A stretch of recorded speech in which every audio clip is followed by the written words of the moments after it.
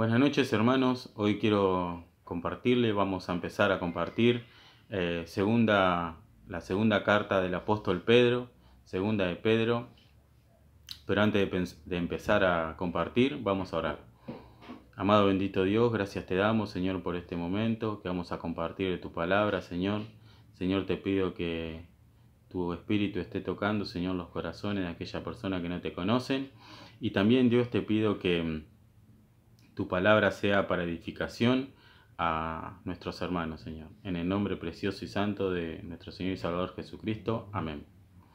Esta carta fue escrita 67 años después de Cristo. Y también 3 años más tarde de la primera epístola, la primera carta. Y dice así: Simón Pedro, siervo y apóstol de Jesucristo, a los que habéis alcanzado por la justicia de nuestro Dios y Salvador Jesucristo una fe igualmente preciosa que la nuestra. Y lo que está diciendo acá el apóstol en este versículo, que arranca, dice, ¿no? Una presentación, se presenta. Simón Pedro, siervo.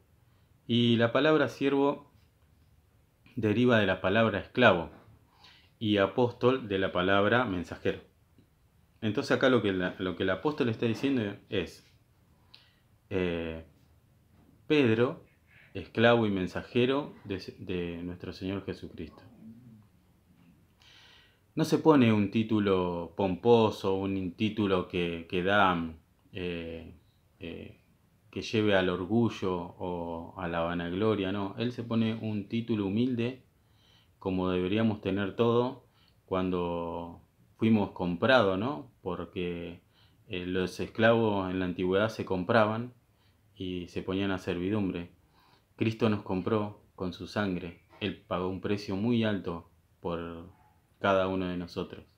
Ahora nosotros nos ponemos al servicio del Señor por amor a Él, por amor a aquel que nos amó, ¿no? A Jesucristo. A los que habéis alcanzado, y hay una coma, parece que nosotros pudiéramos alcanzar algo por mérito propio, pero todo lo que tenemos es por gracia. Pablo nos dice en Efesios, por gracia soy salvo, por medio de la fe, ¿no? Y sigue el apóstol y dice, por la justicia de nuestro Dios y Salvador Jesucristo, ¿no? La base de esa justicia, la base de la justicia del Señor está en la muerte, en la sepultura y resurrección. Y la justicia impuesta por Dios en Jesucristo abrió la puerta para que podamos hoy tener la entrada allí en el cielo. Aquellos que por la fe, por creer en Cristo, tenemos la entrada, ¿no? También esa puerta muestra, ¿no?, la gracia que hay para los pecadores que creen en Jesús. Ya la deuda ya está saldada. Dios puede justificar a los pecadores y a los impíos, ¿no?, si creen en Él. Y después dice una fe igualmente preciosa que la nuestra. Y está diciendo, ¿no?, que podemos alcanzar esa fe que ellos vivían, más allá de que ellos habían tenido el privilegio de estar con el Señor Jesús en todo su ministerio, pudieron ver sus obras, fueron participantes en su resurrección, ¿no?, cuando el Señor resucitó, se les apareció, y en su ascensión al cielo. Esto nos enseña también de que nosotros, sin verlo, sin poder haber compartido ese tiempo con ellos, ni tenemos la enseñanza completa en la Biblia, y podemos verlo con otra perspectiva, que es la del Espíritu, que es la de los ojos espirituales. Gracia y paz sean multiplicadas, ¿no? Sabemos que gracia es un regalo inmerecido, y que ese regalo que tiene Dios y esa paz que sobrepasa todo entendimiento, o sean multiplicadas, dice Pedro, un deseo, ¿no?, de que sean multiplicadas. Pero también dice en el conocimiento de Dios y de nuestro Señor Jesucristo. Y acá cuando vamos al conocimiento, está hablando de que tenemos que conocer a Dios mediante su palabra, conocerlo pleno en su palabra. A medida que nosotros vayamos conociendo a Dios mediante su palabra, vamos a ir experimentando en nuestra vida la gracia y la paz. ¿Por qué? Porque la palabra nos enseña también que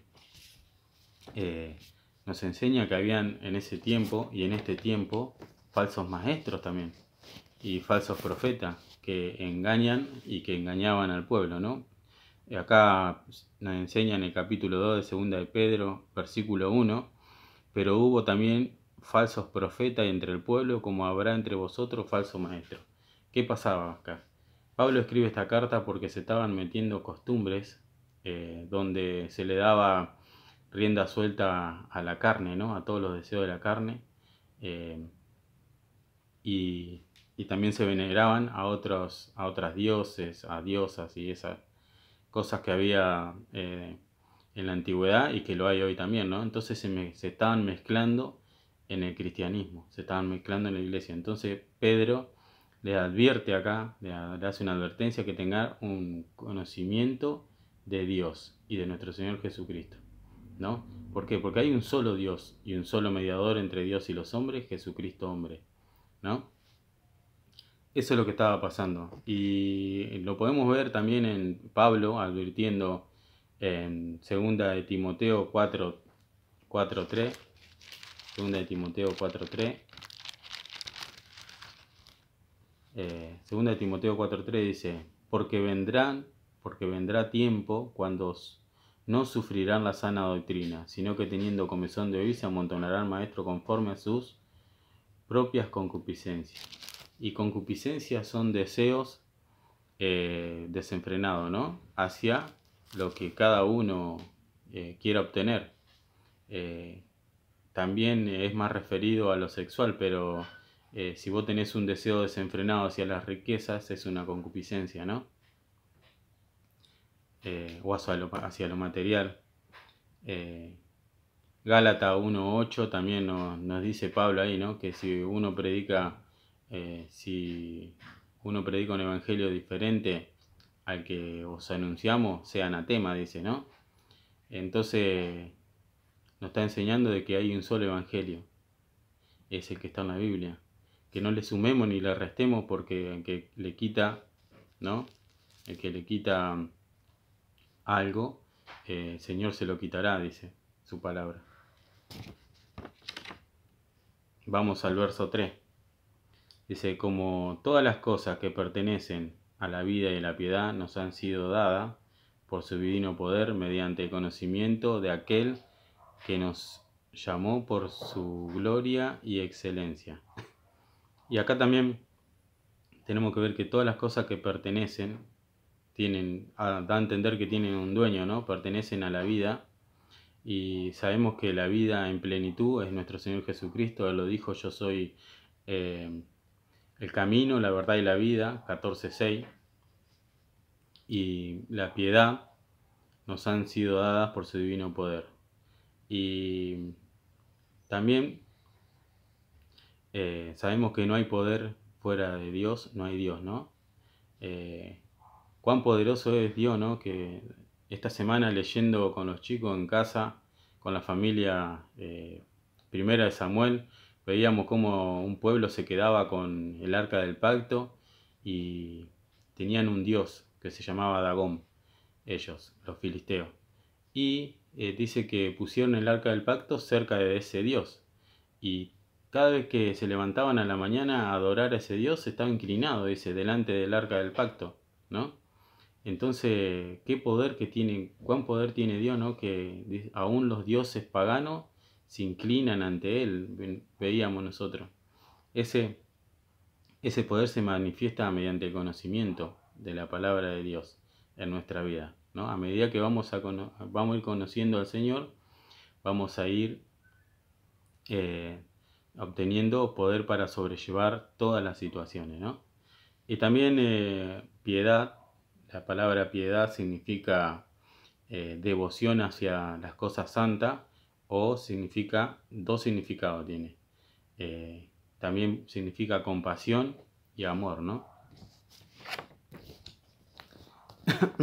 Es claro, ¿no?, que el poder es de Dios, pero también tenemos que entender de que dice un conocimiento. Y acá, si nosotros no tenemos un conocimiento claro de quién es Dios, podemos caer en el error. O nos puede pasar también que cuando nos pasa algo, una situación en nuestra vida, entramos en duda y decimos, ¿no? Y nos preguntamos, ¿qué nos pasó? ¿Por qué nos pasó? Dios no podía no hacerme pasar por esto, Dios no podía no dejar que yo caiga en una enfermedad, depresión o que me falte el trabajo o cualquier cosa, ¿no? Y yo lo veía reflejado esto, ¿no? Lo veía reflejado en Juan 11:37. Juan 11:37 es la resurrección de Lázaro, ¿no? Cuando el Señor Jesús se pone delante de la tumba y estaban los judíos con Marta, con María llorando, y dice que Jesús lloró también. Pero fíjense en que en el 37 dice, y algunos de ellos dijeron, ¿no podía este que abrió los ojos del ciego haber hecho también que Lázaro no muriera? Tenían un conocimiento, no tenían un conocimiento de quién realmente era el que estaba allí delante de la tumba, porque si no, no hubiesen dudado. A Marta le dijo, ¿no? ¿No te he dicho que si cree verá la gloria de Dios? Y Marta le dijo, sí, creo, ¿no? Y qué impresionante, ¿no? Porque cuando nosotros alcanzamos a tener un conocimiento de quién es realmente Dios, todo en nuestra vida cambia, todo. Pueden cambiar nuestra mente, puede cambiar nuestro corazón, podemos ver la vida con otra mirada, ¿no? Y siempre la mirada puesta en el cielo. Seguimos y dice, excelencia, dice que nos llamó. Nosotros éramos incapaces de buscar a Dios. Él nos llamó, dice, ¿no? Aquel que nos llamó a su gloria. Y ¿saben qué? Yo busqué la palabra gloria y me salía la palabra peso, ¿no? Peso de pesar. Que la gloria de los imperios, la gloria de los reyes, inclusive la gloria de las personas que tienen mucho dinero, se miden por eso, por las riquezas, ¿no? Y yo me ponía a pensar, ¿no? De que Dios y su Hijo allá en la gloria, ¿no? Tomó la decisión de enviar a su Hijo a la tierra, lo más valioso que tenía, ¿no? Lo más precioso que tenía, lo que era de más valor, lo envió a la tierra. ¿Saben para qué? Para un sacrificio, por tu vida y por la mía, ¿no? Entonces me llevaba a pensar, ¿no? Que no hay riquezas, no hay poder que tenga más gloria que la que tiene el Señor Jesús, ¿no? Que el Padre miró y lo más valioso que tenía era su Hijo y lo entregó por cada uno de nosotros. Seguimos y dice el 4.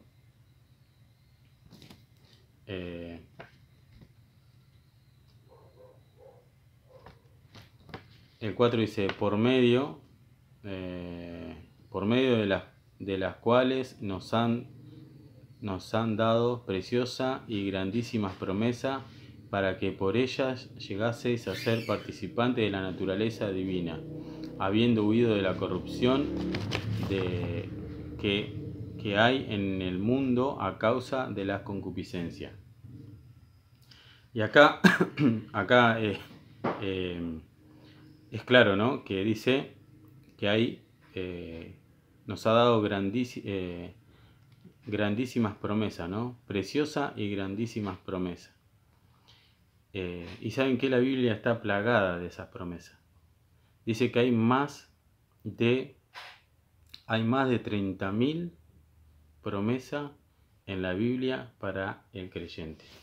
Más de 30.000 promesas en la Biblia para el creyente.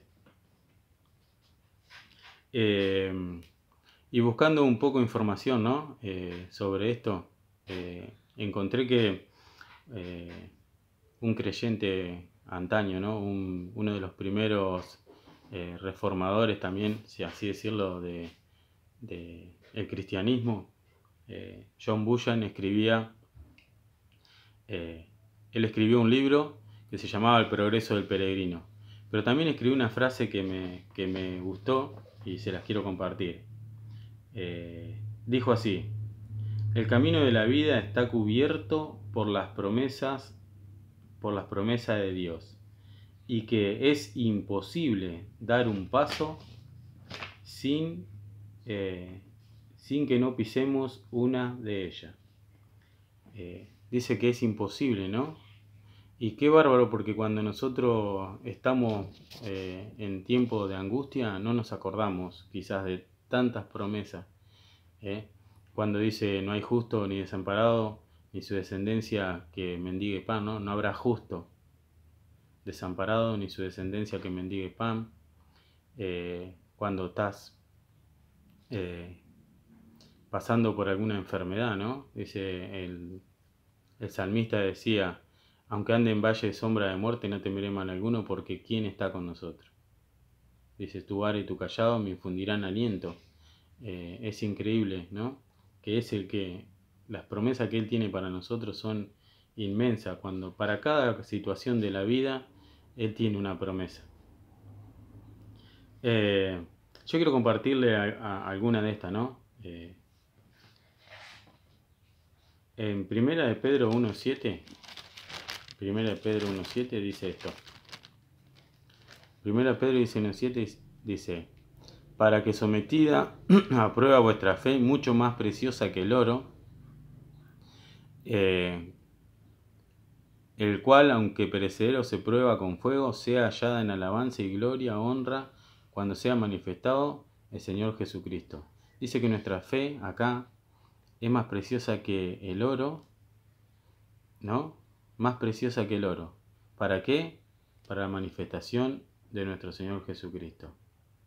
Cuando sea manifestado nuestro Señor Jesucristo. Una promesa, ¿no? Que la fe que tenemos va a ser más hermosa que el oro. Y que va a ser para cuando Él sea manifestado. También quiero compartirle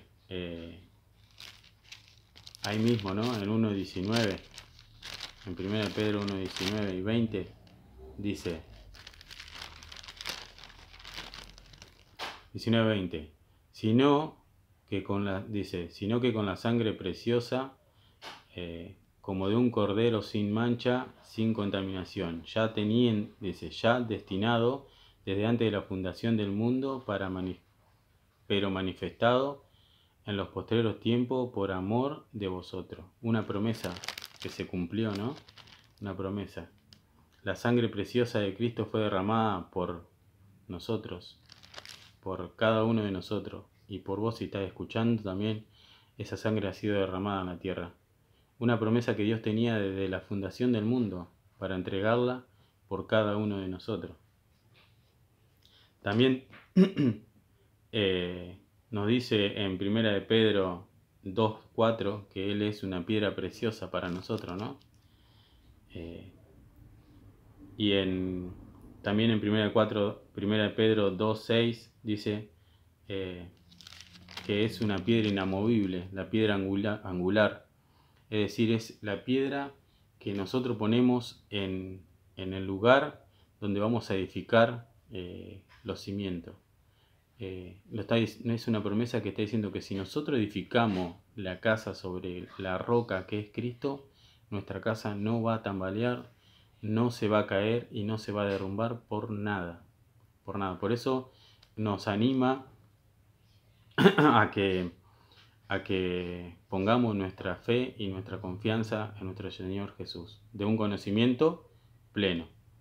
Ahora vamos también vamos a ver, nos dice ahí, ¿no? En el 4. una naturaleza divina, habiendo huido de la corrupción que hay en el mundo a causa de la concupiscencia. Ya le dije que la concupiscencia de este mundo son todos malos deseos. Deseos desenfrenados de riqueza, deseos desenfrenados de materialismo, deseos desenfrenados de sexualidad. Todo eso hay en este mundo. Y nosotros huimos de eso, porque una vez conocimos al Señor.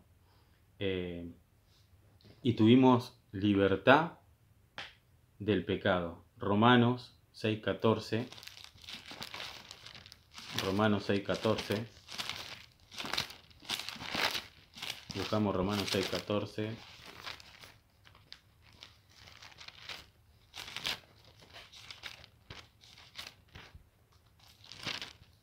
Romanos 6:14 nos dice: porque el pecado no se enseñorea de vosotros, pues no estáis bajo la ley, sino bajo la gracia. Ahora el pecado ya no se enseñorea más de nosotros, ya no nos domina más.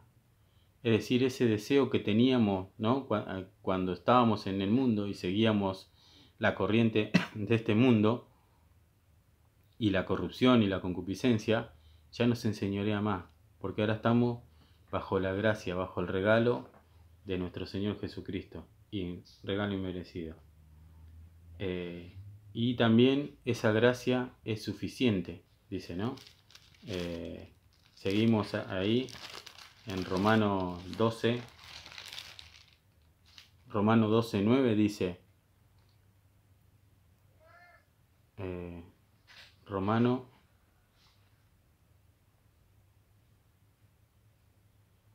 dice, el amor sea sin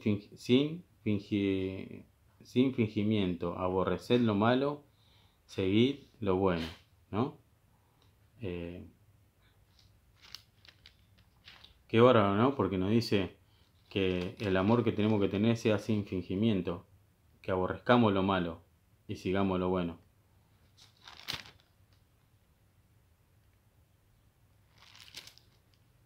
Seguimos, y también nos dio poder para obedecer, nos da poder para obedecer la palabra. Filipenses 4:13 dice, todo lo puedo en Cristo que me fortalece. Filipenses 4:13. Filipenses 4:13, todo lo puedo en Cristo que me fortalece. Nos da libertad del pecado, nos enseña que tenemos que apartarnos del mal, nos da poder para cumplir su palabra, todo lo podemos en Cristo que nos fortalece, y nos da victoria sobre el diablo, sobre Satanás. Santiago 4:7. Santiago 4:7 está acá, cerquita. Dice, someteos pues a Dios, resistid al diablo y huirá de vosotros. Siempre que nosotros pongamos a Dios por delante, vamos a obtener victoria sobre nuestros enemigos, o sobre nuestro enemigo que es Satanás, ¿no? Seguimos el 5.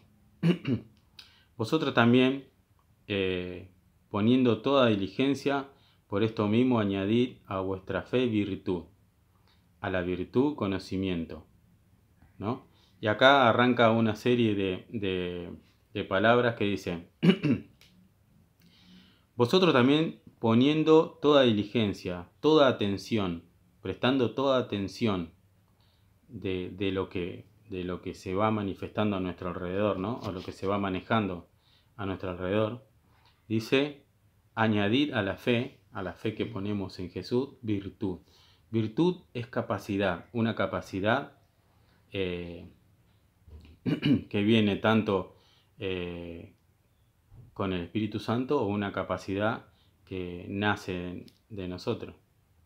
Esa capacidad, dice, a la virtud conocimiento, es decir, si tenés la virtud, añadile conocimiento de la palabra, ¿no? Sí. Después dice, al conocimiento, dominio propio. Y acá ya se va metiendo en otro terreno. Ya tenés virtud, ya tenés capacidad, ya está capacitado. ya tenés conocimiento, ahora dominio propio. ¿Qué quiere decir dominio propio? Ejercer dominio propio es ejercer autoridad sobre quién, sobre lo de afuera no, sobre uno mismo, dominio propio, ejercer autoridad sobre tus sentidos, qué difícil, ejercitarlos, la vista, los ojos, la lengua, son los sentidos que, que por ello entramos en los pecados más sutiles, pero son pecados. Entonces, al conocimiento, añadirle dominio propio. Al conocimiento, empezar a trabajar la vista, el oído y la boca. Y después dice, al dominio propio, paciencia. Paciencia es soportar, digamos, soportar cosas, soportar ofensas sin que reaccione, ¿no? O digamos, cuando uno te maldice o te dice cosas, vos lo soportás, eso es paciencia. Y a la paciencia, al soportar cosas, piedad. Y piedad, ya le había explicado que es amor, es amor, también viene de la palabra que significa devoción a las cosas santas, ¿no? Entonces está diciendo que si vos tenés dominio propio, tenés paciencia, añadile piedad. ¿Por qué? Porque la piedad te va a llevar a mirar a las cosas santas, ¿no? A adorar lo santo. Adorar, digamos, lo que es a Dios. Sabemos que Dios es 3 veces santo. No a santos de imágenes ni nada por el estilo, sino a Dios. Dice, a la piedad, afecto fraternal. Si ya tenés amor, si ya tenés devoción hacia las cosas de Dios, las cosas santas de Dios, ahora afecto fraternal. Y al afecto fraternal, amor. Afecto es querer, anhelar, estar con personas, sentir agrado también, agradarse de los demás hermanos. Sabemos que la palabra fraternal viene de fraternidad, ¿no? Y al afecto fraternal agregarle amor, porque el amor cubrirá multitud de pecados. Dice, porque si estas cosas están en vosotros y abundan, no os dejarán estar ociosos ni sin fruto en cuanto al conocimiento de nuestro Señor Jesucristo.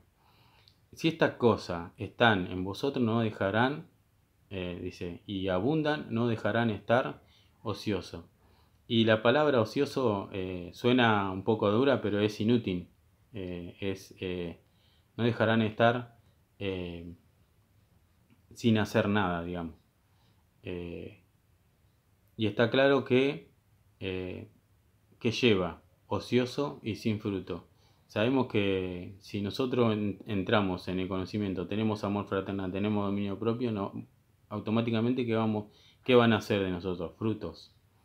Y esos frutos son los frutos del Espíritu. No está hablando de que vamos a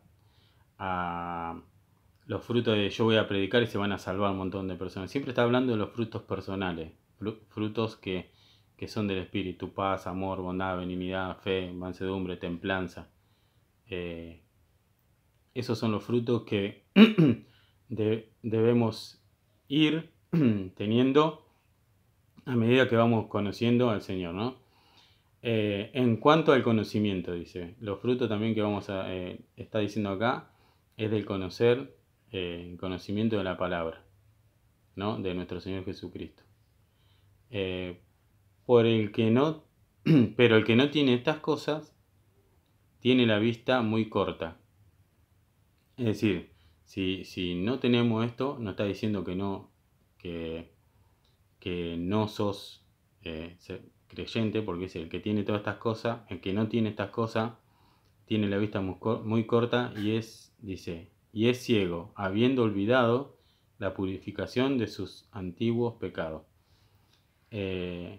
Sabemos que esta carta, bueno, fue escrita porque se estaban metiendo ideas dentro de la iglesia, la cual cegaban cegaban a las personas que primeramente ponían la fe en el Señor, y luego se empezaban a mezclar estas costumbres y esa fe se iba disminuyendo. Por eso dice que no tiene estas cosas. Los frutos que da el conocimiento es dominio propio, amor fraternal, piedad, todas esas cosas, y vamos adoptando un carácter del Señor Jesús, ¿no? Después dice, por lo cual, hermanos, por tanto, más procurad hacer firme vuestra vocación y elección, porque haciendo estas cosas no caeréis jamás. Y le está diciendo a los hermanos, ¿no? Por lo cual, hermanos, por tanto, por todo lo que le venía hablando, más procurad hacer firme vuestra vocación. ¿Cuál es la vocación que tenemos nosotros? La primera vocación que tenemos es ser mensajero, ¿no? Ser mensajero, ser siervo del Señor. Ponerlo siempre al Señor por sobre todas nuestras situaciones. Y lo dice firme, vocación y elección. Quiere decir que nosotros fuimos seleccionados por alguien y para algo, ¿no?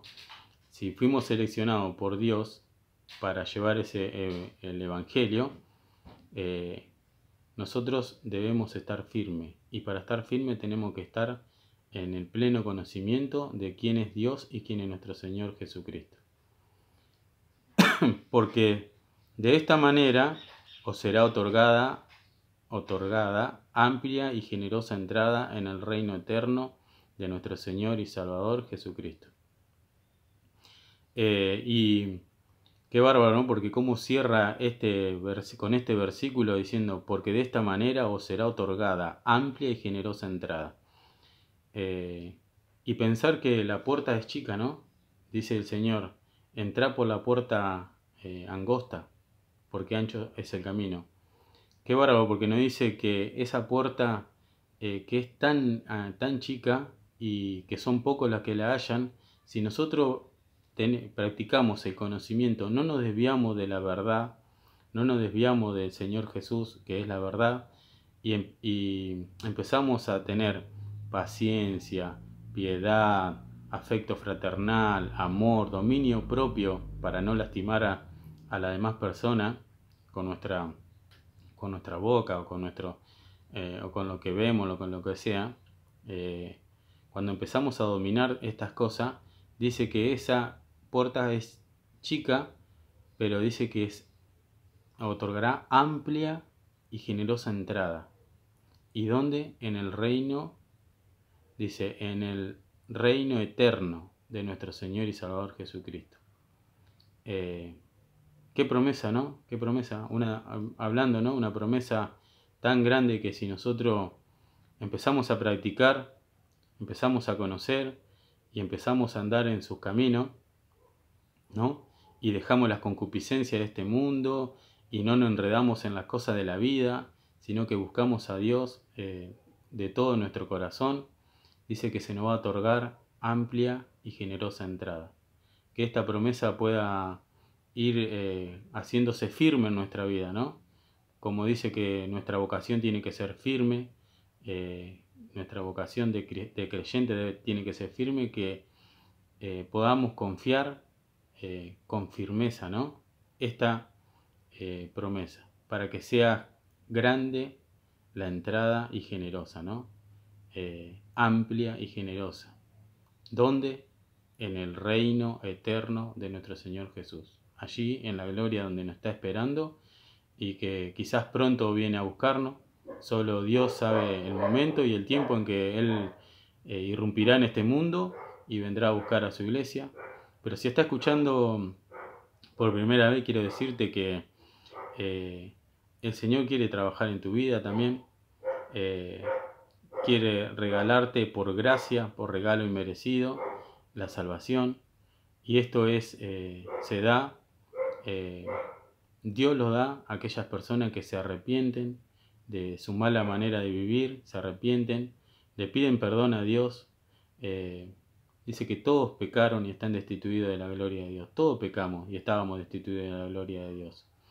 Pero Dios hizo lo más maravilloso que hay en el mundo. Entregó a su Hijo para morir por nuestros pecados. Si hoy estás escuchando esto, podés gozar de este privilegio. Se te puede otorgar una puerta ancha y generosa para la entrada del reino eterno del Señor Jesús, con solo confesar tus pecados y creer en Jesús. Oramos para terminar. Amado Dios, que tu palabra haya sido, Señor, de edificación para nuestros hermanos, sabiendo de que tenemos que, Señor, tener conocimiento. Al conocimiento tenemos que añadirle virtud, a la virtud tenemos que añadirle paciencia, a la paciencia piedad, a la piedad amor fraternal.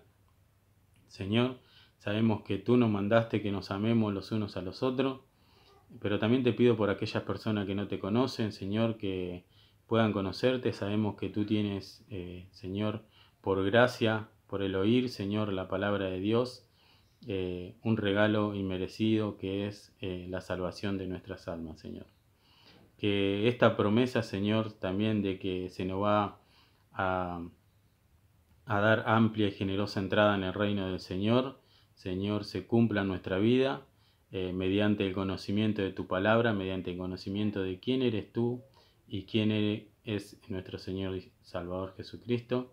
Pero también, Señor, que no caigamos en el error mediante falsos maestros ni falsos profetas, Señor, porque se levantarán falsos maestros y falsos profetas y engañarán aún a los escogidos, Señor.